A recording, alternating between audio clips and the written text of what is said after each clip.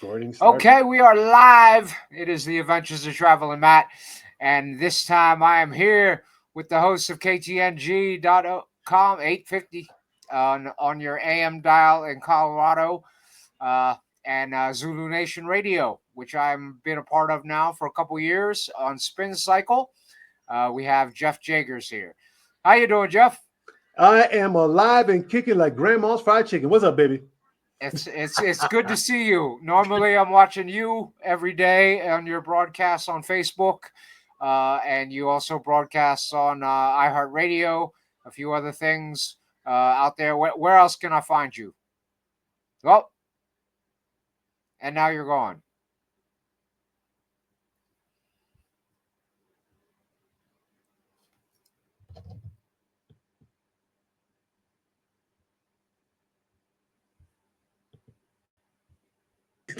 That's what I was about to say. Are we back? Having technical difficulties for a second there. We know how to. You need donations for new computers in that studio, hey, right? man, I am the one-man IT here. I can build them and break them down easy. Straight up. I hear you. Well, that's what we're gonna get into and figure out how we're gonna do this. I mean, I know you're in Colorado Springs, Colorado, correct? Colorado Springs, yes. That's where near where my father grew up. Went to Colorado State University. I want to get that correct because if I say University of Colorado, he would have killed me. That's where my uncle went. So yeah, okay. Go Rams, go Buffaloes. Yeah, but you are originally from where? I am originally from Brooklyn, New York, Marcus Garden District. Brooklyn boy, okay. Oh, of course, all day. Wow. And yeah, I know you lived in Cali. Where were you in Cali? I was in Los Angeles. I started homeless in Hollywood. Wow. And I moved around in every borough until I wound up in Compton. Okay. So yeah, I've moved around a lot. That's why they call me the Travelin Matt. But yeah, that's interesting that you've been around East Coast, West Coast, represented on both. How did you get into Zulu Nation and your adventures in radio? Oh my God. Okay. I'm not gonna a lot of that is written in the book that I'm writing right now. Okay, but I'm gonna give you the brief synopsis. The version that works well with interviews. The Cliff Notes. I got started in radio when I first listened to radio. You know, mom's little green puke little radio, AM radio. That was the first start of it because I was always listening to, say, like Radio Mystery Theater. That was a program that was like done in like the early 30s and 40s where you heard like stuff like, you know, The Lone Ranger, Sherlock Holmes, that sort of thing. But they used to write stuff and everything. And then Little Orphan Annie. Oh yeah, all of it, man, all of it. So I took that. Tried to incorporate that in drama class. I failed drama badly. Seriously, man. I mean, it was ugly. I barely did that. But then I moved out to LA to pursue like my broadcasting career. Got railroaded it through LA. This was LA Radio. LA Broadcasters. Fake ass institution. Owner ran off to Rio with the money. So all of us got stuck with student loans. We parlayed that into Columbia School of Broadcasting. That shut down. I'm still sitting on the loans. Thank you, Biden. I have no more loans anyway.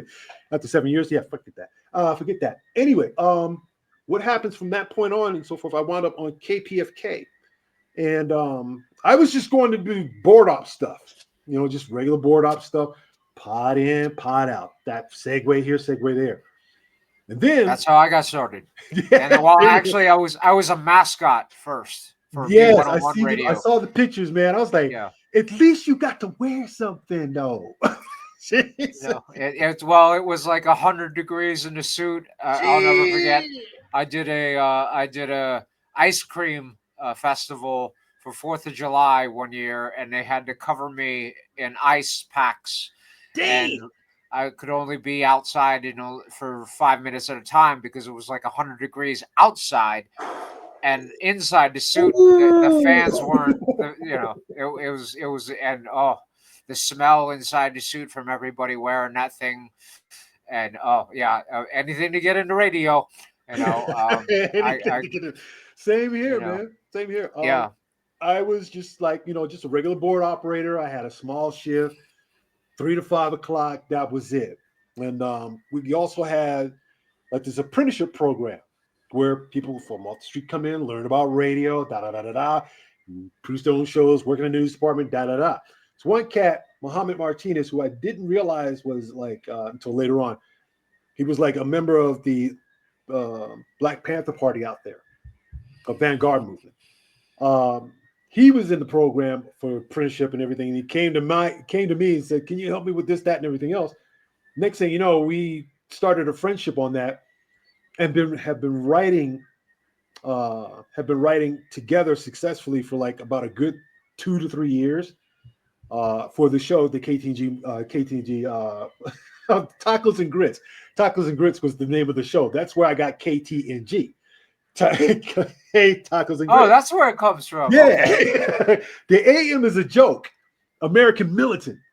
Okay, so therefore people don't realize that until they actually see the show and say, "What the hell?" So how long have you been doing the show? Oh, I've been doing it for like 35 years. Wow. On and off. Once I left, I had to leave KPFK under exile because one of my proteges from the news department, Mike Taylor, is the reason why I do this every day. He, along with a whole bunch of other programmers there, we were programmed. We were Tacos and Grits show. That was a success. We brought that radio station out of obscurity with that show. We wound up getting press from the news, invites to like different speaking engagements. California Youth Authority. That's right. We were there. Looking at me, mug kids going, oh, all that shit. We did a whole bunch of stuff with that show and promoted the apprenticeship programs, worked with them. I taught several of those kids to actually do good things with their communities with media. My one protege, Michael Taylor, he went out and I showed him how to get paid. They don't want nobody with industry knowledge to come in and say, "Okay, this is how you get paid." That was the one thing. I had industry knowledge. I've already done non-commercial. I've done like university WUVA and the other university radio stations so far. I've done non-corporate, non-commercial, and corporate radio at the same time while I was in Virginia.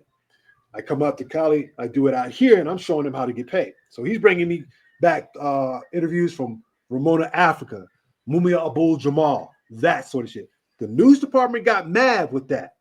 They got mad with that because it was ran by one Fernando Velasquez. And pretty much he passed away decades ago. But nonetheless, it was his arrogant ass who subsequently got Michael Taylor booted out of the newsroom. So Mike said, "You know something? I'm going to put together an underground radio station, and we will get the equipment, we will get a place, da da da da da, and everything like that, and we're gonna like have our own radio station." So a lot of the black and brown programmers on KPFK, they got moved out, they got booted out, straight up and down. So we went to go on Muhammad, Mike Taylor, myself. We decided to put this whole thing together. So he goes out. Gets the money for the transmitters and everything and all that shit, right?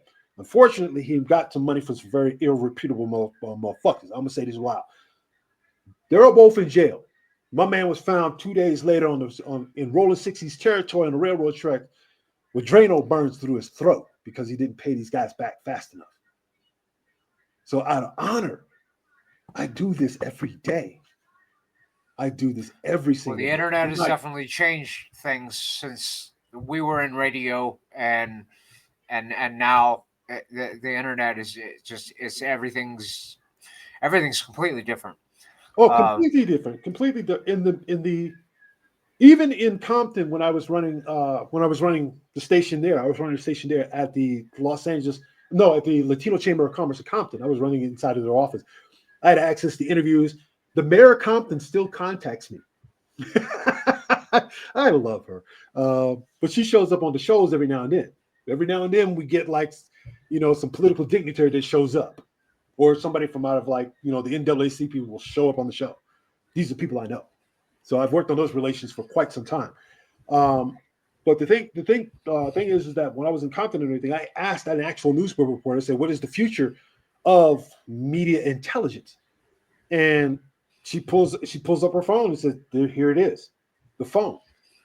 Now, what a lot of people don't realize is that when I run the International Spitters Club in the morning with hip hop, I also put in little vignettes from different news reporters from off the net that I work with. And these guys, they come up with anecdotes to say like what you might see in like regular cross-fed media and everything, the echo chamber, as I call it. We offer an alternative to that because it's not going to be covered in mainstream media. So we was from the days of me doing tacos and grits back in the day and whatnot, we always did alternative media, but we always gave the facts. And we put a little spin of sarcasm and satire on top of that with colorful language. And people love that shit. So I'm not, going to break this. I've had offers. I'm serious. I've had offers, man, for people to say, man, you can do this, man. We can bring you over here. We can bring you over here. If you just didn't talk like and cuss like a sailor. I'm like, first of all, I'm not a sailor. I'm an ex-Marine. We cuss any damn way. So get out of it. Come on. I've been to South Carolina boot camp. I was cussed at every single day. So I know. I grew up a military kid as well. Yeah. Man, dude, you had the fringe benefit of it. You never had the benefit of going to boot camp. I suggest if you really want a life-changing experience, go do military boot camp. It will change your perspective on the world as you see it, not the way it comes at you.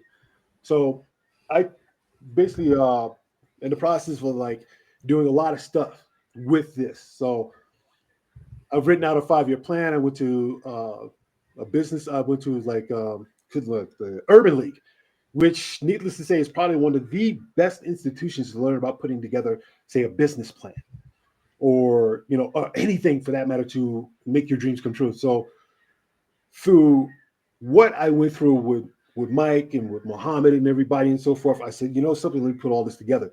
I got so fucking tired of LA, man. I did everything I possibly could as an artist. TV, movie, stage, you name it. I was there. I toured this country twice in a band that got robbed. All over the place, man. All over the place. Just for everybody's knowledge, there was a band called Goldo. Just like any other band in the industry today. If the studio decides to put your ass together with somebody else and whatnot, and they want a project out of it, guess what? It's recoupable. Totally recoupable. We were at that time, we were a put together band. Goldo was a put together band. We were called Weed Whore. We had 14 pieces. Wow. 4 strippers, a midget, and a donkey. Okay. We got kicked out of Orange County so many damn times. They told us if we ever came back, they was going to arrest all of us. Sounds like something that would fit right in Bangkok. Man, I see some of the posts you put up on Bangkok. I'm like, oh my God. I'm surprised. But then again, I have to tone it down and say, this is what humans do. This is what humans do, man. I have to tone it down a little bit and not go completely scary. But entertainment sometimes can get strange out here. Oh. we just legalized casinos, so that's going to be an interesting new venture. Y'all gonna be interesting, man. Yeah, and in about a week, I'm gonna welcome Africa Islam back. Yeah. How did you get involved with him? He's the one that introduced us. Funny. It's so funny. Him, Donald D, and let's see, Prince Ripple Whip came to our apartment. In my apartment, I was like living with Dexter. Dexter was like one of the OG Zulu Nation cats. He knew everybody. So this is stupid. But this is one roommate I had, we call Abdul. And we do this for Abdul the Fool for various reasons. he sat up and talked so much damn smack about how he knew everybody in Zulu Nation. Da da da da da. So Dexter goes out, talks to his boys and everything. I've been met Ice-T when he was skinny. when he was flaco, okay? With the perm. Yeah, pimp on pimp and everything. He's from Brooklyn. He's from Brooklyn too, which is kind of strange. I didn't know what area of Brooklyn he was living in, but the thing is that we fucked around, and pardon my language, but he messed around and called all this stuff about Zulu Nation, this, that, blah, blah, blah, just like that. So Dexter goes out and he brings his boys back. Donald G, Prince Rip, and African Islam are all up in the house now. Islam is sitting there, I don't know what the hell he's talking about. He's going 900 miles a mile, 900 miles an hour. He was skinny as well. I'm like, he's very active. That sort of thing. In the meantime, now this is after the Rodney King riots. My roommates and I, we've procured a lot of equipment during those riots. So we had studio shit for free. That's how most DJs started. Yeah. Hey, they shut down the Radio Shack on LA. Hollywood Boulevard and Vine. They cut it off. We cleaned it out. It was so funny. The cops came by and said, "Do you have receipts for all of this?" And we're all junky and looking like we just got out of bed. And they said, "Never mind, just go out." They left us alone. But we had the equipment, and I'm sitting up there just like, just plotting around and so forth. The Sonic was just like the machine to use at that particular time. We didn't have access to a lot of equipment, so we just basically used what we had. So they came in. I'm like, oh shit, people from Zulu Nation, damn, just like that. So we all got to talking and everything like that, and I met him then and so forth. I thought he was a funny guy. Prince Whip, he's bit of a snarky little nutcase at that time because he got tired of listening to Islam talk. He's like, "Islam, shut up." I was like, "What? How dare you?" And I was like, "How do you?" It's just like in the house and everything. I was about to lose my shit then again, but I said, "No, I'm not going to do this here. I'm not going to do this here." I'm like, I have so many collars from my anger management. I'm serious. But they stayed in. Donald D came in, started playing on the board and so forth, started making tunes and shit and everything, and we all got along and so forth. Then they had to leave. That's how I met him. Now, over the years on the internet and so forth, we haven't talked to each other until about 10 years ago. Then he just showed up on my Facebook feed. I said, "Okay, friend you." Boom, just like that. And it's like, holy crap. We just start going over memories and everything, and whatnot. And he's been succinct in the support of what we do here, which is cool. So anytime that he comes through and so forth, let's give him acknowledgement. I give everybody their props, da da da da da. And off say like off radio and everything, I could say we spend more time talking about esoteric stuff, business stuff, what's happening in the world, da da da, and everything. So he bombs me. I'm serious, man. Oh yeah, no, I get messages from him every day. Dude. Oh my God, it's incredible. Because I'm not sure where he is in Germany at that time, but he knows when to send those things. And it's like 2:00 in the morning. I'm like, just like that, and I'm like, man, I mean, good grief. Unless it's like, I have an adopted family out here. I adopted. And I made the guy that was my roommate out here, I made him marry the woman he's with right now. I said, "No, we ain't doing this bullshit. Fuck that. The Playboy shit's out. No, you're gonna get married to this girl and you're gonna stay married, damn it." Yeah. He's got a 2-year-old boy and one on the way. He's happy. So I have an adopted family out here. I have no family whatsoever. I got kicked out of my family.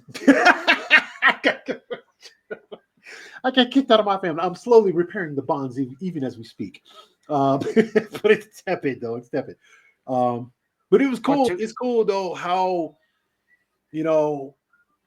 having like, a small memory of that. And then 20 years later, we're like sitting here chatting like old school friends, left and right on a day-to-day basis. And I appreciate all of my friendships more than anything else. They're pretty much like the examples of like how humanity can actually move in a certain direction to where it changes everything. Better put it that paradigm shift so that way everybody can do the same thing that we did back in '67. The human being love, baby. No, San Francisco love machine. That's right. Ooh, gotta love it. I was born my in them heart. years, man. The '60s was off the hook. I'm telling you, Oh, once we got a hold of them drugs, it was over. especially in San Francisco. I mean, my heart will always be San Francisco. That's where my father, his ashes remain in the Bay, as well as my grandparents. Right. Yeah, it's crazy, crazy West Coast connections for me. But yeah, I'm glad Islam put us together. Ice-T, big respect to him. Hopefully he's watching this. I know you got Donna, who's always on your show. Always. Big ups to her. And I mean, I know most of your listeners haven't seen me, but they've been listening to me for a couple years now. Oh, of course. We're up to like 45 on the Spincykil. Which is Dude. cool. Yeah. I had a radio station out here before called UB Radio that I did over 100 shows for, but then everything fell apart when all the partners left Thailand. But as soon as that happened, Islam was like, I need to connect you with my boy. He's got a radio station. I was like, all right. And we'll see what we can do. And yeah, it's been a couple years now. Amazing, with keeps me creative. But yeah, I DJ almost every night. When do you sleep? Sleep is the cousin of death. We know this. I have to get at least 3 hours. I sleep during the daytime out here in Thailand, which is okay. Nighttime for you guys, I guess. I am a vampire, truly. I usually work until 2-3 in the morning, and then I have to decompress with a blunt or two, and then and then pass out. That's how I sleep. Damn, dude. It's but yeah, between this and the DJing and managing the Eargasm team, we got all kinds of stuff going on. I bet. Let's see. Other than making this like nonprofit and so forth, I'm on GuideStar. GuideStar is like the pinnacle for saying what is a nonprofit and what's not a nonprofit. And many people who fuck that up real simple by not filing their 990s, or for that matter, they're doing some unscrupulous crap. They get called out for it. They're in a Senate commission, and the next thing you know, they're in jail. Not me. I know the rules. Anything under 50,000, they can't take money from me. That's what every nonprofit. So now I've incorporated a lot of things. I've done everything as an artist. I've got to go back to this for a simple reason, because the next move that I got going on here now is like, it has to be done. It has to be done. So I have on Amazon, I have 4 albums that have been sold overseas. That's done. Those are my personal babies. Then I have a couple of non sequitur starring roles as an extra in films with people that don't exist anymore. Met all the Hollywood stars I could possibly manage. I would say probably the one lady who I liked was the gal that played Florence on the Jeffersons and everything. Beautiful lady. Cracked her up, and I told her, met her one day doing some sort of function that was going on. She owns a nonprofit, Marla Gibbs. I went up to her, and I'd never seen her before in real life. I walked up to her and I said, I've traveled 3,425 miles to see you. She fell out. She fell out. And she's been a pretty good person on social media for that time of instance, but she doesn't get on there as much. Other than that, I would say now that during COVID, I made the decision to do something completely different. But I add this to my repertoire of work here, and that is CGI. Why? A friend of mine came to me one day and says, you know, can you write me a script? I'm like, okay, what is it going to be about?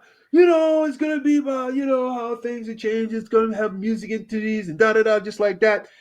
And I'm like, so he's explaining this whole concept. Okay, we're not doing cheeseburgers concepts here. Okay. He explained this whole concept to me about, how, uh, people from Planet X is going to come down here to Earth and take all the people with them, and then there's going to be a big battle. Planet blows up, blah blah blah.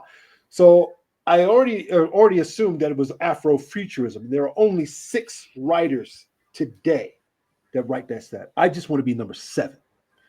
So what I did is I took his idea, fleshed it out to a 300-page script. 5 years afterward, he's done nothing with this. I had this damn thing ready before Black Panther even showed its face in Marvel. We could have ran that shit. Reason being because I know Happy Walters and I know Mick G. Happy Walters and Mick G, they used to work together at Immortal Records. They fucked around and screwed up a $500,000 deal, and they're putting soundtracks to movies. Mick G did. That's right. Charlie's Angels, #2. Okay, the overcolorized one. That's his work. But he did a video for Goldo. They took $250,000 out of the damn budget and never paid it back. So we never even saw the video. We never saw the video at all on MTV at all because Happy wanted to fuck the bitch that was doing this shit. Happy Walters. Well, this was in Hollywood. How did you end up in Colorado? Oh, it's simple. I just woke up one day, just got tired of shit, and just got on the plane. I'm like, okay, I'm done with this. No, I was in pretty much what they would call a very bad relationship with a very violent woman. Okay, and I've been homeless twice. I said the third time, I'm done with this shit. So after being, I had a band for 5. I had a band for 7 years. Nomadic Cannibals, ran through that. That shit blew up. I was trying to get the deal. I'm like, damn, they're fucking 50 years old. That didn't. I mean, the guys and so forth, we're all still friends. But the band, the music that panned out, that didn't work at all. I got several musicians doing their own thing. However, what really transpired was the fact that, she was not a very nice person indeed at all. So, and the girl that I had been chasing for like damn near 15 fucking years, she's washed out. She washed out too bad and everything. So I had to get up out of there. Let's see. I guess the first 2 weeks was rosy, and then after about the 3rd to 4th week, 5th week getting into it and so forth, it was like, oh my God, this is Tasmanian devil. And I mean, I got hit with a lot of shit, bro. A lot of shit. I can understand. I mean, there's not a lot of darker people in Colorado. It's it's pretty much Snow White out there. Yeah. However, I have found the crux. I found out some of my black people live over that way. But they were here. I live next to the police station here, which used to be a school. And there used to be a black population here. They all moved them closer towards the mountain. I would say behind the hill that's in front of Walmart. That's where I can find them. Oh, yes. It took me a minute. I was like, hey, wait a minute. Where are the black people at? Straight up and down. I was like, damn. Okay, cool. Just like that. But you know what? I have fun with this shit. I have fun with it. Boy, I live in what is known as how can I say it? A condo for old people. I'm 63, dude. I'm 63. I'm old as garbage. All right. But I live around here, and these little old ladies out here and so forth, these little white ladies, they crack me up, man. They try to flirt with a bro all damn day long, man. That's why I take the back door when I leave out this place. I don't go down the front of the building. Fuck that. I escape. I really escape. But I came here after that, man. Kicked me out of my house, took all my shit. I mean, all of it. And I came here with just this in a jacket. okay, and my bags for whatever shit that I have, which was like this big ass computer, this Dell that still works. I'm surprised. That and my laptop, and that was it. Pair of That's clothes, kind rubber of how band. I ended up out in Thailand. I just Hey got man. tired of it was Philly or New York or moving Mm-hmm. back out to Cali, and I was like, if I'm gonna move, let's move. You Yes, know, make a big move. yeah, Make a big move. and at the time, everybody thought I was crazy because this was the start of the internet. And out here, I wasn't even sure if I was going to find internet. It's evolved so quickly Mm-hmm. out here. The last 25 years, I came out here, I could barely find vinyl or Damn.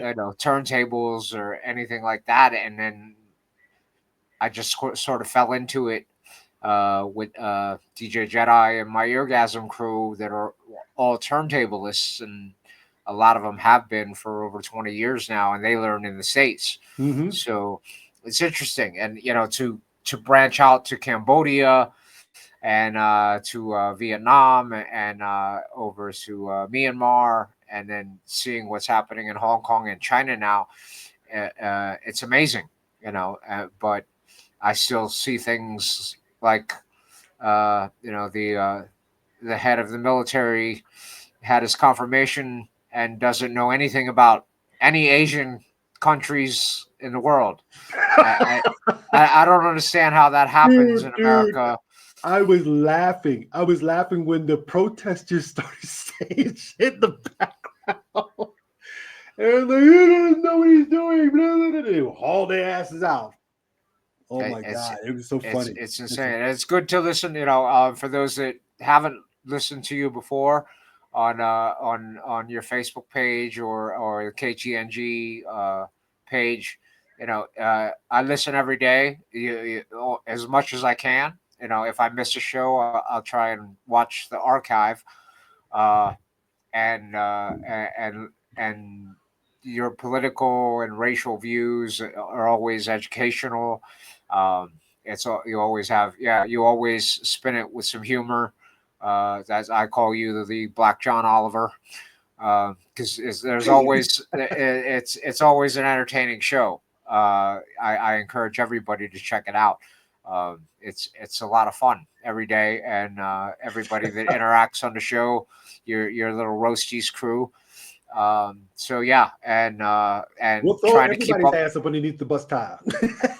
trying to keep up with a new mix every 2 weeks. That's creative and entertaining and flawless, because I don't practice any of those. They're just As they put the come. music on and go. As they And I don't know as they whether I'm going come. to do house or hip hop or reggae or reggaeton or whatever I'm spinning. I just like, I got to think about your show, how I'm recording this for your show, and how I can incorporate some Wu Tang. That's right. Wu-Tang! Yes, every time, My every shit. time. Yes, yes, Wu-Tang, yes. baby. That's right. That's always entertaining, and your love of wrestling. Oh, dude, When I, dude. Oh, my man said, my man, you Penta know, is on WWE. He I saw loves his that. audience. He's loving. I That's right. saw that the new Fiero, luchador. Fiero. That's right. Yeah. I when I started out in radio, I was when I was an intern, I did a syndicated show called Body Slam. No. So I used to have to go around and have lunch with the wrestlers and go out and promote like the VHS tape Beyond the Ring, and and hang out with guys like Mankind at Sesame Place of all places. Jeez. Yeah, I had lunch with the Hardy Boys, so I had to get back into wrestling. And as you know, Philadelphia is home to ECW. Mm-hmm. So I used to, and one of the radio station I was working at, B101, when I was the Bumblebee, one of the guys that I worked with was one of the Hardy Boys, or was no, the Dudley Boys. Deadly Boy. Spike? He was signed guy Dudley. He didn't make it Yes. to the WWE, but if you know ECW, signed guy Dudley, big shout outs to him. Big He shot. would he would He get us was tickets. one of my favorite Dudleys, bro. He was one of my he favorites. he would get us tickets to go to this bingo hall warehouse underneath I-95 and watch them throw people through tables with thumbtacks and barbed wire. And I was like, this is the most insane thing I've ever seen in my life. Oh my And God. I got, I got to go to all the events in Philadelphia with the WWE and take my boys with me and VIP passes and everything. And it was like, I was embarrassed that I hadn't watched wrestling since the Hulk Hogan era. So it was like, I got to learn all this over again, it's and now that it's on Netflix, I'm watching it even more, when I have some time to kill. But yeah, it's hilarious. That you guys bring a lot of that up in conversations and chats on your show, and I actually know what you're talking about because I've hung out with some of these, and of course, WWE came to Bangkok a few times. Oh yeah. Probably 10, 15 years ago. It's on TV here, Mhm. but they did it live here, and a whole bunch of the wrestlers came to the bar that I ran called Q Bar, and they were all looking for recreational activities. I guess I should say. That is about as clean Yeah. as it can get. And it was like, wow, you're the Undertaker, okay, and like Batista and those guys were all over here running around like it was the Hangover too. Yeah, so it's like, got to get you out here eventually to visit me in Islam. If you can, if you ever get a break, do you ever get a break from the radio station? When's your last vacation? Dude. If I do get a break and so forth, it's going to be because let me go back to this again. I'm working on the CGI project, the script that I wrote. Homie sat on it for 5 years and didn't do shit with it. So I rewrote the whole script again. And now through the process of CGI, and thankfully the COVID payments helped, I have all the software that Pixar has. And I'm basically making the movie myself. So I have it is like it's an education in itself to understand how these people put this shit together. I mean, come on, look, Lion King, fucking animation. Okay, Lion King 2 again. Okay, anything these guys put out, Marvel is on the fucking. It's tanking fast. It's tanking fast because of the production values and so forth. But I have all that software here now, so basically that and the beast that I have back here, which allows me to do all this stuff. I mean, it's intricate as hell. It takes a lot of patience, time, but more importantly, I'm gratified because this is some art that I can actually get behind. And since I already have a story, I don't need actors. I have AI. Ding! Straight up. You need any voiceover work? Let me know. Always, I've done a lot of that. always. And the apps out here, I do a lot of video games and apps and commercials, things like that for voiceover work. So yeah, I'm in the studio, pretending I'm getting my ass kicked in a video game. Sometimes it's an entertainment. It's like I've learned from watching the old 70s and 80s kung fu voiceovers. Those are still my favorites, bro. Those are still my favorites. I don't look Jet Li, all this stuff. Later on, Jackie Chan. I understand the styles and so forth, but it's the old shit where people are just flying through the air, okay, without touching nothing. I watch them every Saturday because I notice some dope movements and I have enough software to actually do a mocap of it, so that way I can put that into the film and everything. And people are gonna be like, I'm telling you, it's going to be more. It's going to be CGI, but it's going to be a little bit more realistic than anything else. That's how much temper I'm putting into this. I'm pushing this software beyond its a working capacity. Can't wait to see it. Oh, dude. It's the characters themselves that take the most work of design. Scene work, no problem. But the characters, you have shape, size, retopology, color, this, that, and everything, and all that stuff and so forth. So I'm pushing those boundaries, and I want my characters to look completely different from anything anybody's ever seen before. So, yeah, it's gonna be a monster. It's going to be a monster film. I'm going to try and release it on YouTube first for as a test, and then after that, I'm going to format a small demo reel, and I'm going to send that to all of my little hip hop heads out there, like Snoop Dogg and Dre and all of them and so forth, and just put that out there and see what they say. Okay, why? Because these guys have interest in CGI. Snoop's already in Grand Theft Auto. What is it, 8 now? That's what it is. Yeah. And yeah, these guys are most of these guys in hip hop are moving more to animation as far as their videos now. They want to do something new. They want something different. They don't want the standard testing and stuff. I've done music videos. I have my own music videos, and those things are subjective.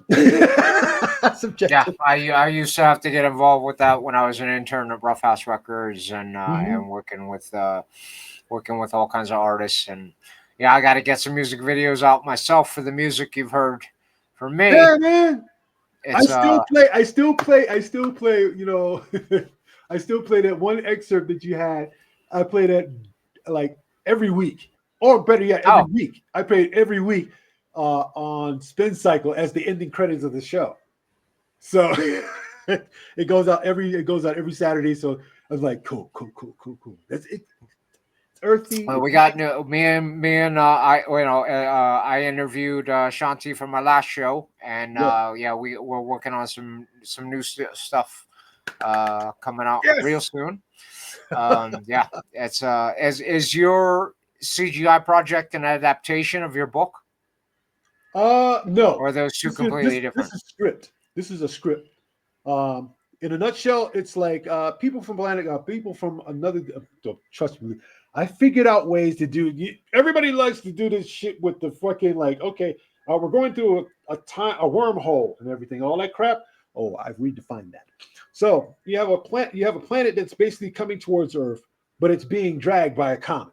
Everybody thinks it's the comet, but you can't see the planet behind it. These guys get to Earth and whatnot. They're like, you know what? We see how motherfuckers is fucking with you. Y'all come with us. But it's a ruse. They only just want the people from planet Earth and whatnot to come with them so they can make slaves out of their ass. They get word of that shit. And of course, there's internal strife that's going on between two antagonist, protagonist, some of that shit. One guy wants to depose him simply because the guy that basically runs the damn thing murdered his wife and his kid. So he's mad. But he gets thrown into the dungeon. There's creepy ass creatures that I'm making that are horrifying, that make Lovecraft cringe, that I've designed. Yeah, there's a lot of stuff in here. Horror. And besides, I also have the Dawn of Horror, my nephew, to give me pointers about that shit. Creatures, all kinds of wild stuff.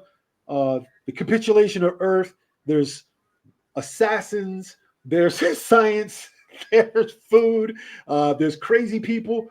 There's clubbing. There's a whole bunch of shit. World travel going on. This, that, and everything. Anything to save the world. And the only thing that's really rocking in this whole thing is that the main guy protagonist, the evil motherfucker, he's the one that gets one of the Earth ladies impregnated. Okay, and then guess what? She has the baby, but she dies. Okay, and the baby now has like blade powers. I have all the greatest strengths of the vampire, but I don't have the weaknesses. That sort of thing. But hers is amplified. She's OP. She's OP. In other words, she can think about it and make planets disappear like that. Okay, this sounds OP. Amazing. But she's only there to save what's left of she saves the planet Earth, and she basically stops the fucking big giant comet planet from crashing into it. So she got but it's going to be a series of books behind it, because there's a story that outlines. It's only in the middle of it. I'm gonna do the Star Wars shit. We don't start here. Then everything else just goes that way or that way.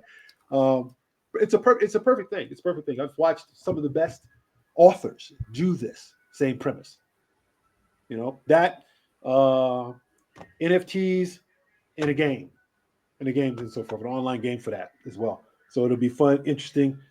lots of power, lots of special effects, a lot of a lot of human emotion and so forth to get people to see what kind of conditions that would warrant the fact that people have to come from outer space and whatnot and snatch your ass up and shit. So it's like, we're going to tell you, the only reason why, here's my beef. The only reason why aliens don't show up here is because we are too violent on this goddamn planet.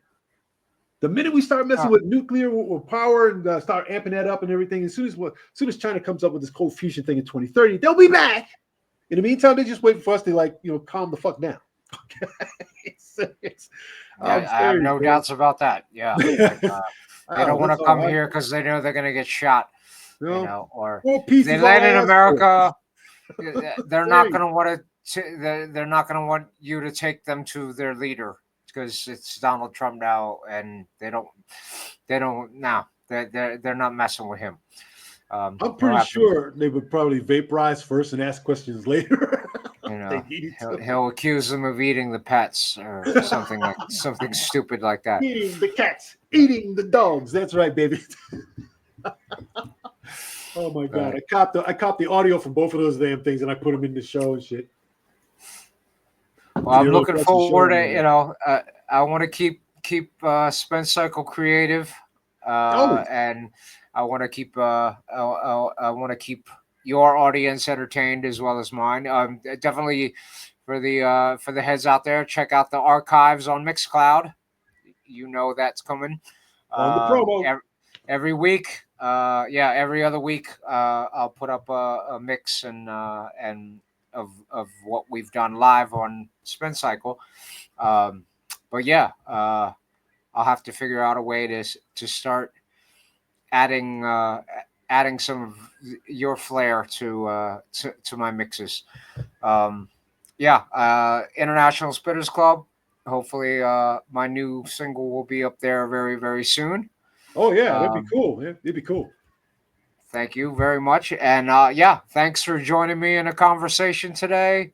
It's great to learn a little bit more about you. Normally, I'm looking into your studio, and you're not looking into mine, so you get to see me for once, and hopefully, I watch every last one of your interviews. I watch all your interviews.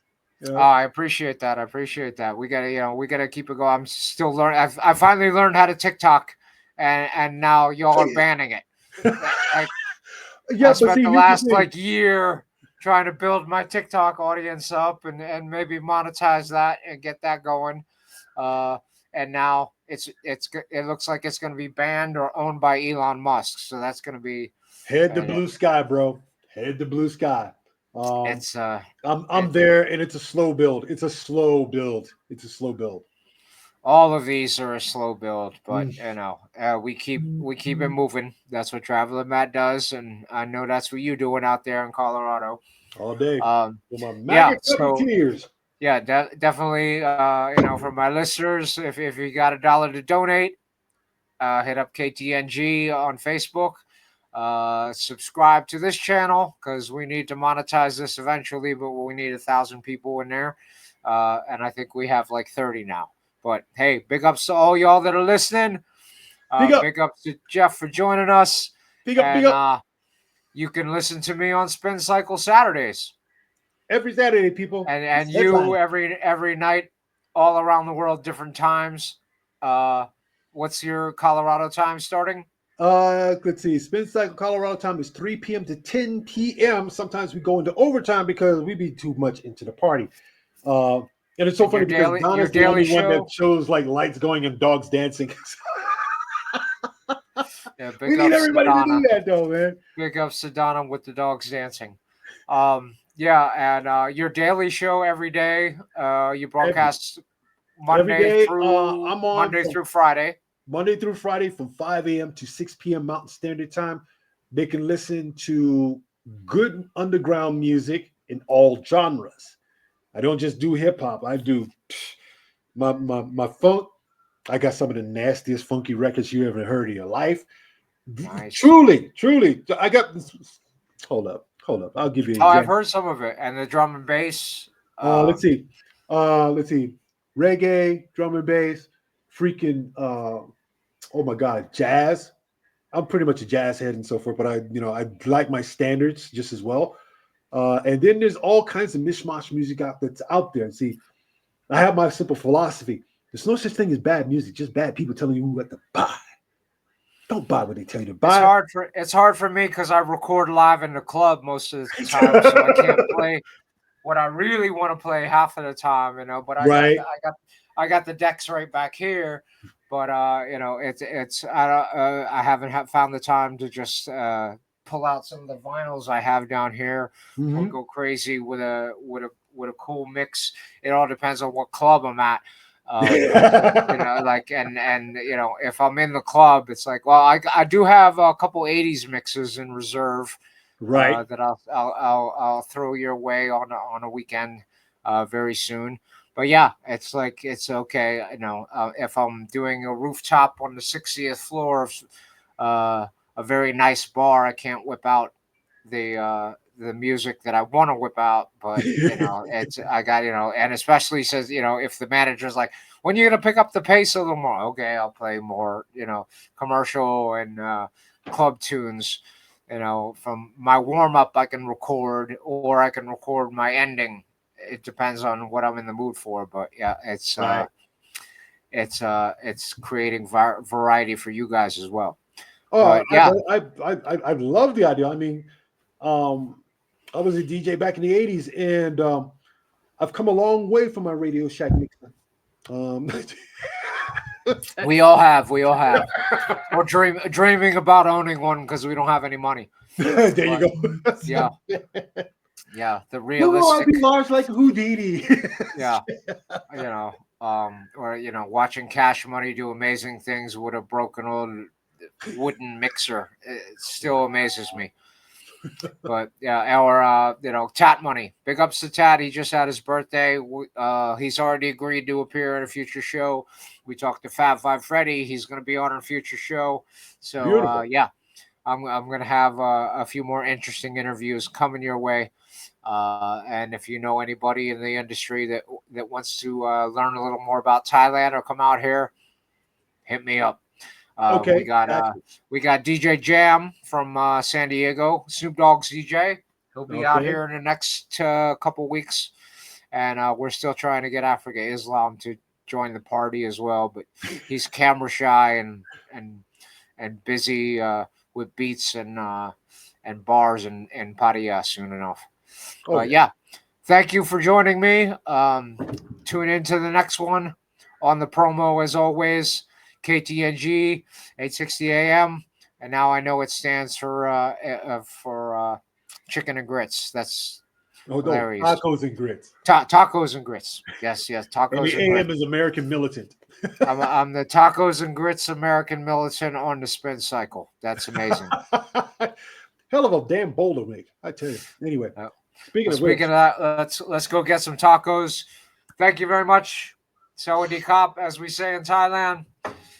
And we'll see you again soon. Well, I know I'll see you probably tomorrow on your show, yeah, but okay. where hopefully you'll join us again in the future. Okay, I really do appreciate it. I thank you humbly 1,000 times. Thank you, brother. No Peace, problem. peace, love, and Namaste. dope. We'll see you all again on the next one. All Adventures of right. Travelin Matt. Love, Thanks for peace, joining chicken, peace, us. people. Or power to the people. Subscribe, like, Purpose. ring the little bell, and we'll be back for more soon. Ding, ding, ding, ding, ding. Oh my goodness. Wow, this thing's recording. That's in the recording.